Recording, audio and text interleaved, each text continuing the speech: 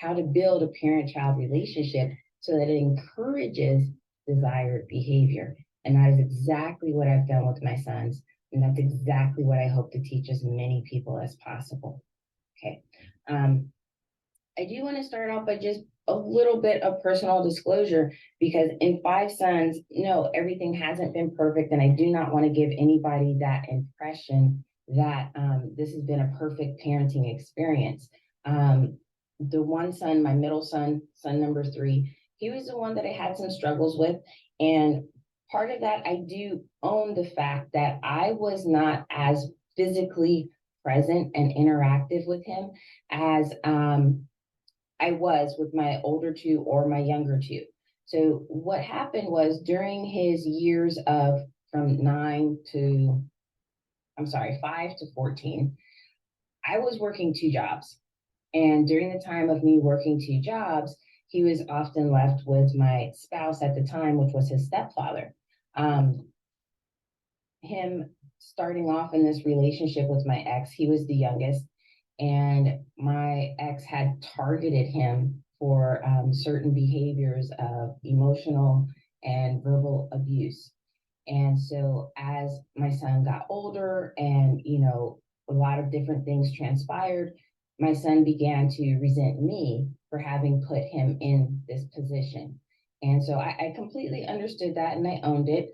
And so once he got to 18, he no longer wanted to live in the house with me, despite the fact that I had left my ex by that time and had my own place and lots of different things had changed.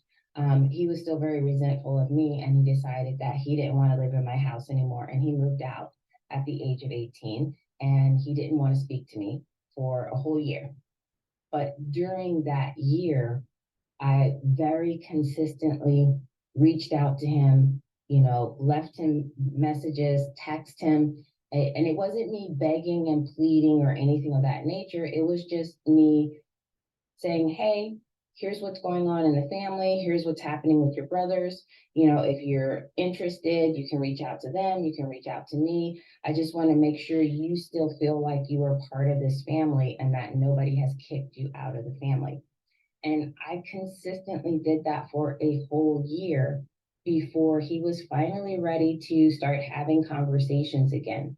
And now at the age of 23, I talk to him every 10 to 14 days. We have hour-long conversations. He tells me about his girlfriend and his job, and we have the same type of relationship that I have with all of my other children. So if you are in that position where you're working a lot and you are not physically available to your child to build and cultivate the relationship that you want to cultivate, there's still a way for you to do that without having to be present 24/7.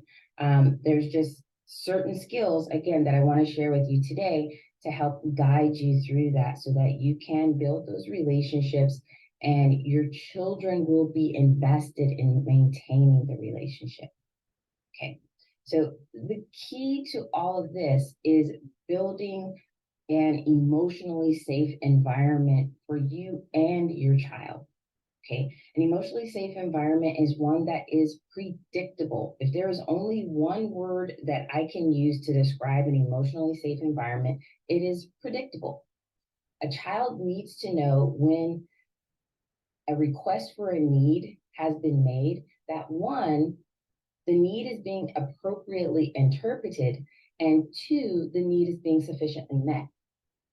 I know that sounds fairly simple, and I know many of you may be thinking, well, I think I do a pretty good job of doing that already, so why isn't my child listening to me? Well, as you guessed, it's a lot more complicated. Without going too deep into a developmental psychology lesson, I do want to share with you a little bit of the research-based aspect of this. So some of you may be familiar with attachment theory, and John Bowlby was the father of attachment theory, and he began his work by exploring the bonding patterns between infants and small children to their caregivers. Attachment can be briefly defined as the manner in which a person builds and maintains relationships with others. This style of connecting forms in infancy and impacts all subsequent relationships. Attachment is a necessary part of human development, and without it, numerous emotional, social, and psychological impairments can evolve.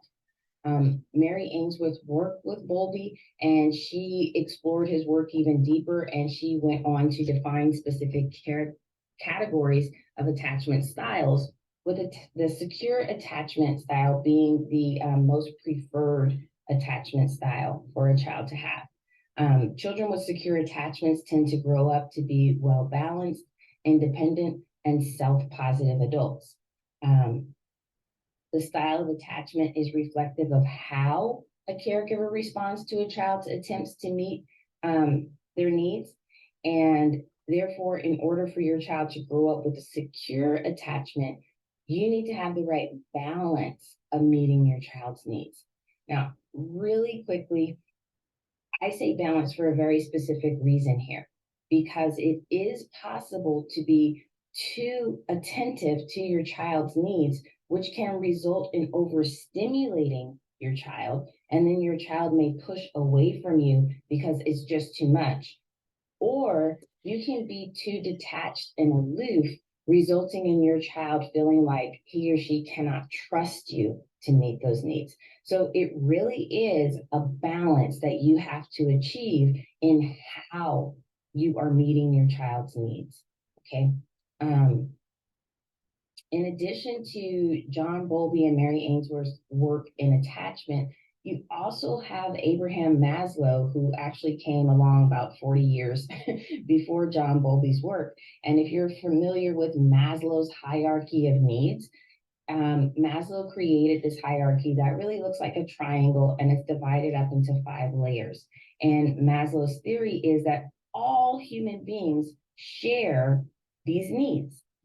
Okay, so if you're not familiar with what those needs are, let me go through them really, really briefly. So at the bottom level of Maslow's hierarchy is food, clothing, and shelter. That every human being on this planet has a need for food, clothing, and shelter.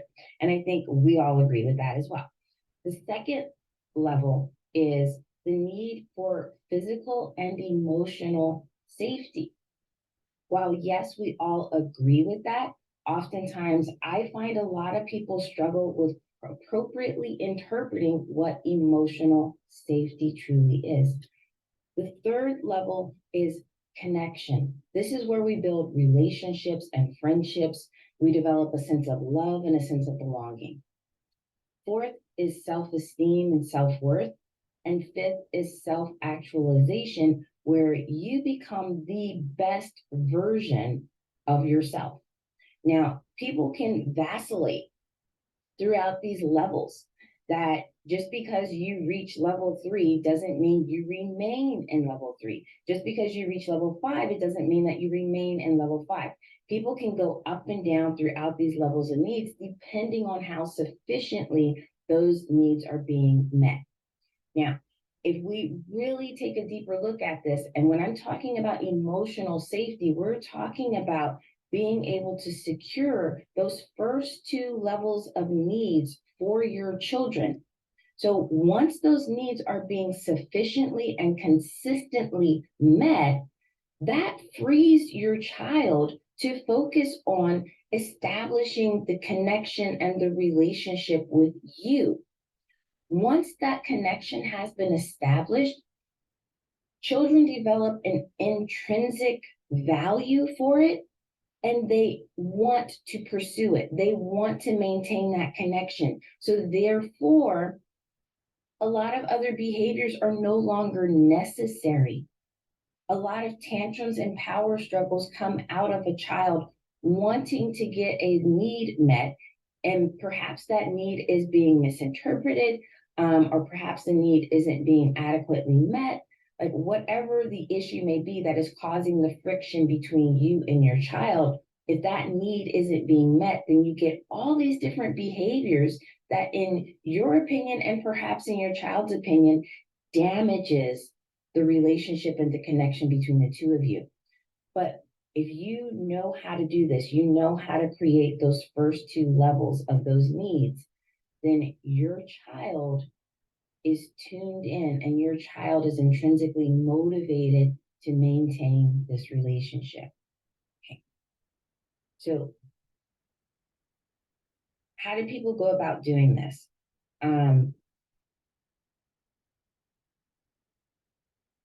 I have 5 things that I really focus on parents learning, 5 skills that help you to become the authority figure, which is my term, the authority figure. But the authority figure is someone who can consistently and appropriately meet those first 2 levels of needs for your child.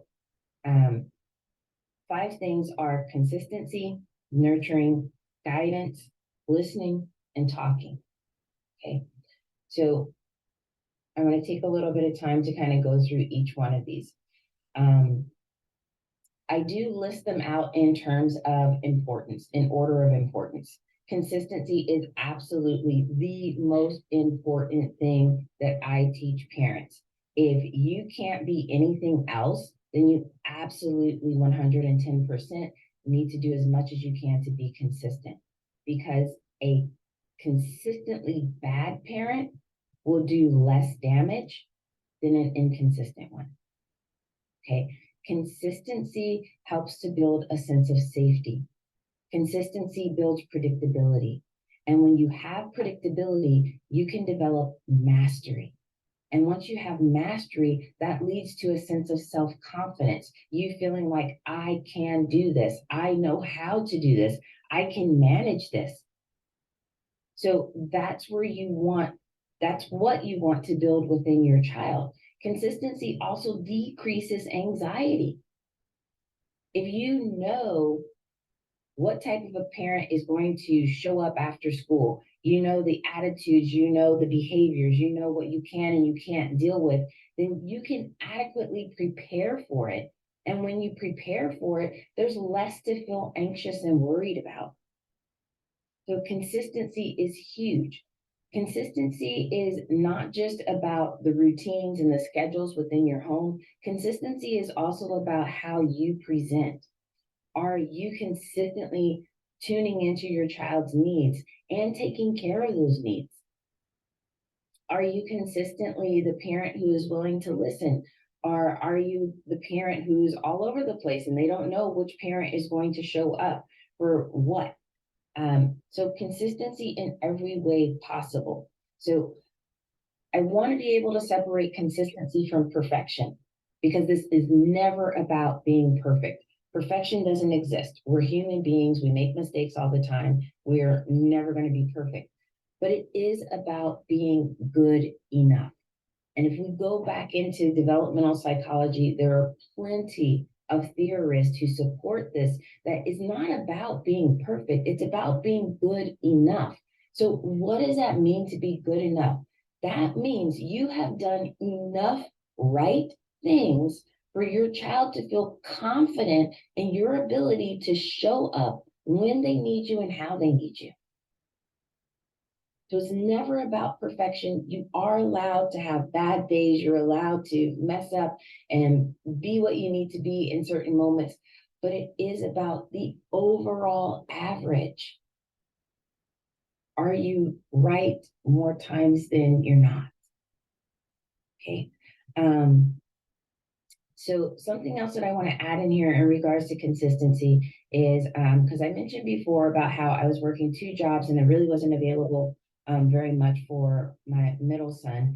So if you're that person right now where you have a demanding job, you're an entrepreneur, and you have a lot of things that are pulling you in a lot of different directions, there are other ways that you can build a sense of consistency without having to be there 24/7.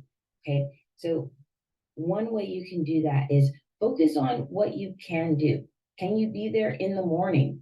Can you be there, in the evening for bedtime? Can you be there once a week for family or game night? Whatever it is that you can do, put it in your schedule and stick to it. You have to be consistent with whatever it is that you can do. Not only put it in your schedule, but let your boss know, let your coworkers know, let your clients know, so that these other people can also be consistent with respecting your time and respecting what's important to you. So here's the other thing about consistency, and it's also in regards to good enough parenting.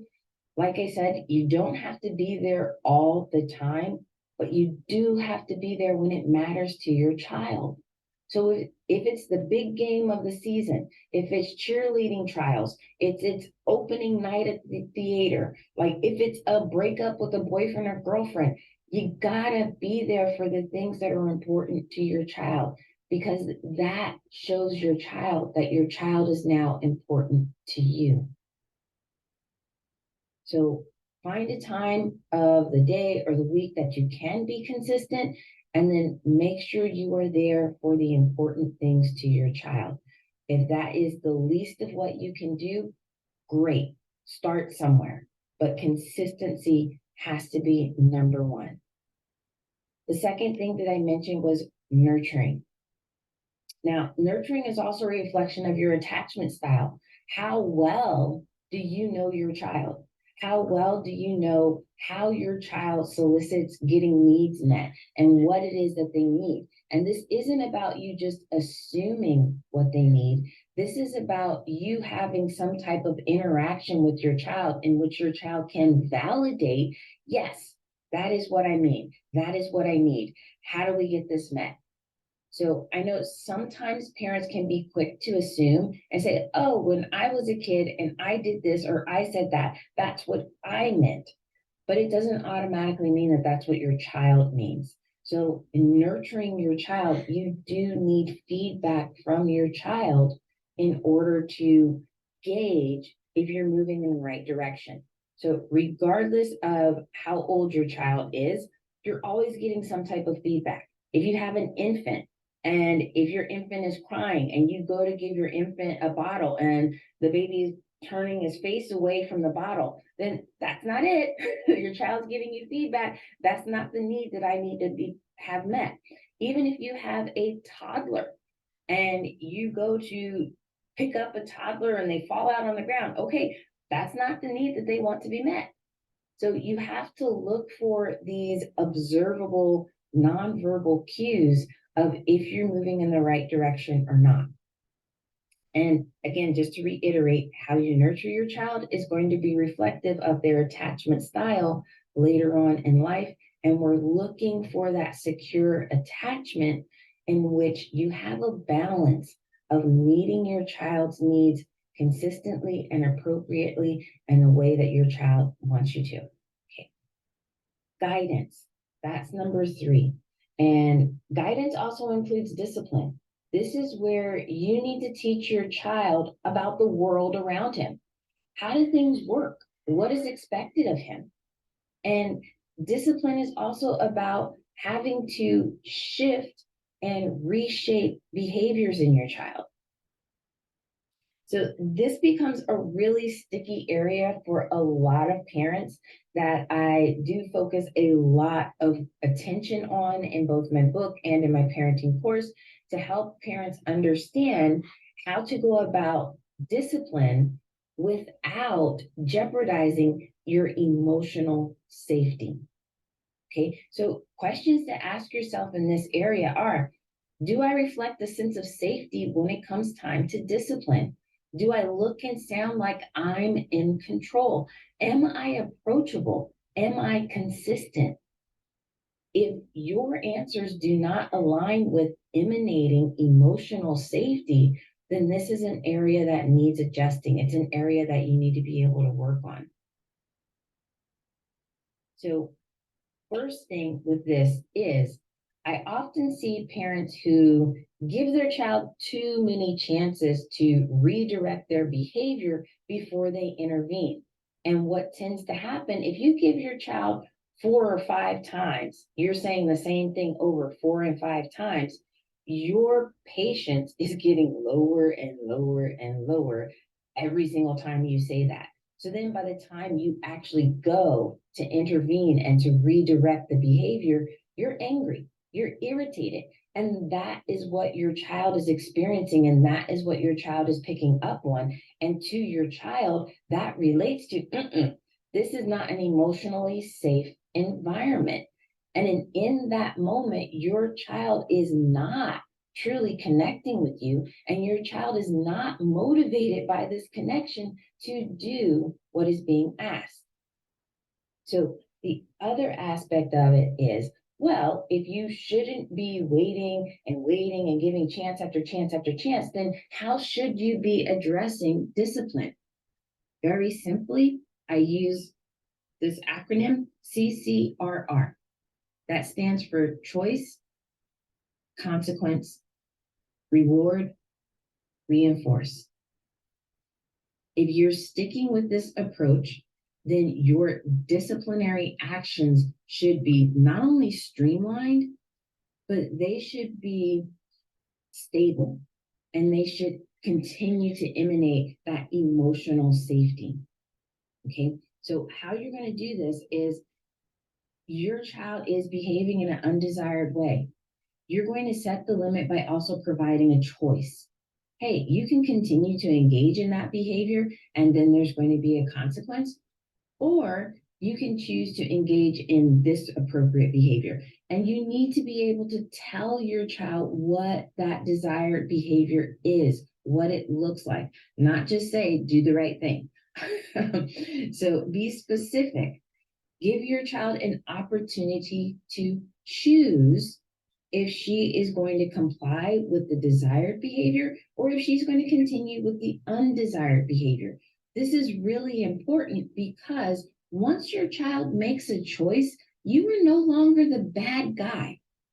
You're not the person who's jumping in and ruining their good time.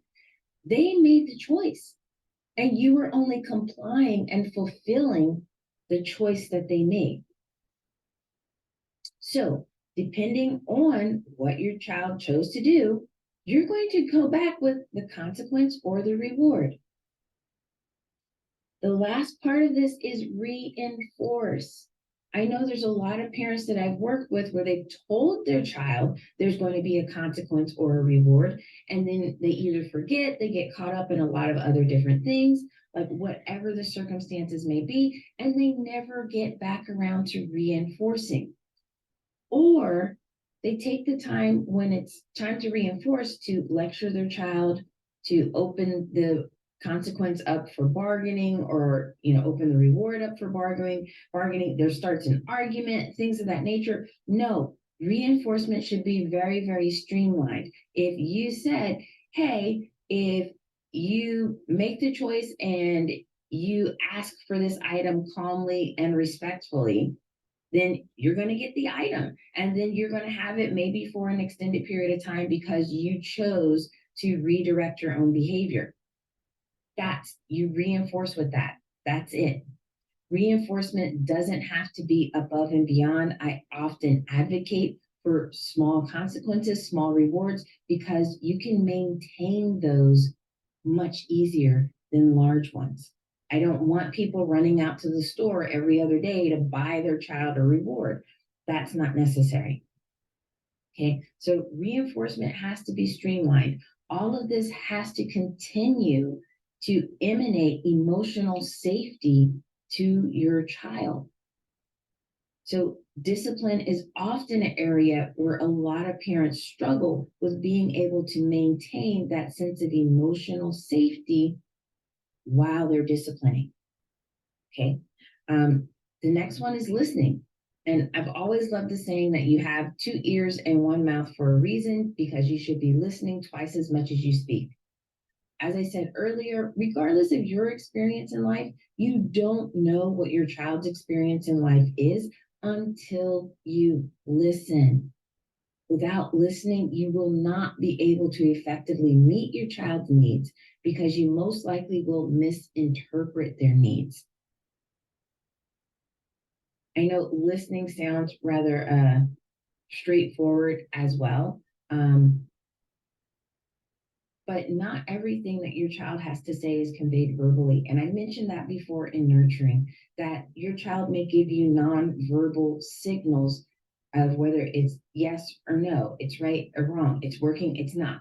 So it's not just listening with your ears, it is also observing with your eyes for any types of clues that you're moving in the right direction. Lastly is talk.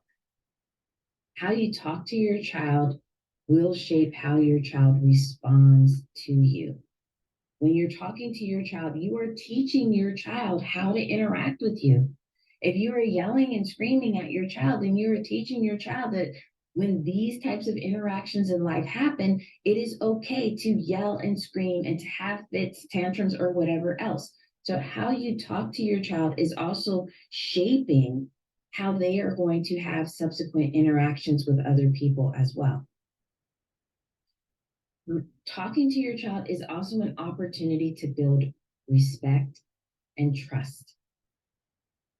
You have to be focused on, are you showing your child respect in the manner in which you talk to them? Do you follow through with what you tell your child you will or you won't do? That builds trust. You have to have trust if you're going to have any type of a healthy connection and relationship with anyone. And I think as adults, and I'm sure all of us have had some type of intimate relationship with someone, you understand that trust is one of those building blocks to being able to have a healthy relationship. So overall, these are the things that are absolutely necessary when it comes to creating and maintaining an emotionally safe environment. And once again, you have that emotionally safe environment. That's the last piece of those first two levels of Maslow's hierarchy of needs, so that now your child can just focus on the relationship. And again, once that relationship is there, your child is intrinsically motivated to maintain it. Your child wants to do the things that you ask him or her to do because your child wants this relationship to remain healthy and consistent and supportive. So, what are the two most common barriers that I come across with parents becoming the authority figure and actively doing those five things and being able to establish an emotionally safe environment? The first one is a lack of appropriate information. And one I have to take credit for in terms of my field. The field of mental health and psychology is always changing and developing. And yeah, a lot of information about parenting can be confusing because what person A said may not match what person C says, and that still may be different from person F. So I completely understand that the lack of appropriate information is a huge barrier for a lot of parents.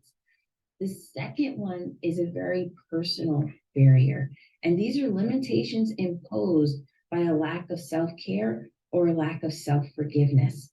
So, one, if you're not taking care of yourself, then you're not creating an emotionally safe environment for yourself. And if you can't do that for yourself, then why would your child expect you to be able to do that for them? If your child is watching you conceal, dismiss, or minimize your own thoughts and feelings, then your child is going to assume that's what you're going to do to them. Regardless of how much you may try to show up differently for your child, your behavior is always going to be modeling for them every single moment of the day. So self-care is an absolute necessity if you are going to show your child, hey, this is an emotionally safe environment. You can share with me what you're thinking and what you're feeling and what your needs are, and you're going to be heard, and these things are going to be met. Second part of that is self-forgiveness. Like, we've all messed up. I said before, there is no such thing as perfect parenting because there are no perfect people. Everybody's going to mess up. And whether it's a matter of, hey, you didn't have this great, parenting experience in your childhood, you're not sure of what to do, you don't have this information, you don't have these skills, like whatever it is, The more you focus on what you don't have or what you're afraid of being or not being, the more you become it. We get what we focus on. So a lot of what I focus on with parents also is being able to forgive themselves for not knowing, for not doing, for having done whatever it is that you don't like, that you may be beating yourself up about. It's about letting go of that. My way of helping parents and helping people in general to forgive themselves is to understand that as human beings, we are hardwired for self preservation. That means in any given time, you make the decision that you believe is best for you based on your knowledge, abilities, and resources. So at no point in time does any sane human being see the worst possible outcome and choose that pathway anyway. You're never making choices because you want a bad outcome. You're always making choices based on what you think is best at that particular time. So forgive yourself for not knowing then what you know now. Forgive yourself for not being who you are now then. Once you let go of all that, it frees you up to be focused on who you want to be. And like I said before, you become what you focus on. So if you're focused on being the authority figure, you're focused on establishing an emotionally safe environment, you're focused on developing and mastering the 5 skills that I mentioned here, then that is what you are going to become. And you will have connections with your children that intrinsically motivate them to maintain those connections and make them stronger rather than having the two of you bumping heads all the time, arguing, fighting, and whatever else you have going on. So that's all I wanted to share with you guys. Hopefully I didn't talk too fast. If you are interested in learning more, my book, The Parenting Treatment Plan, is available on Amazon. If you go to my website, it's www.helenvhickscounseling.com. There's more information about my parenting course, or if you just like to reach out to me and talk to me personally, I am here and I am available to help anyone who asks.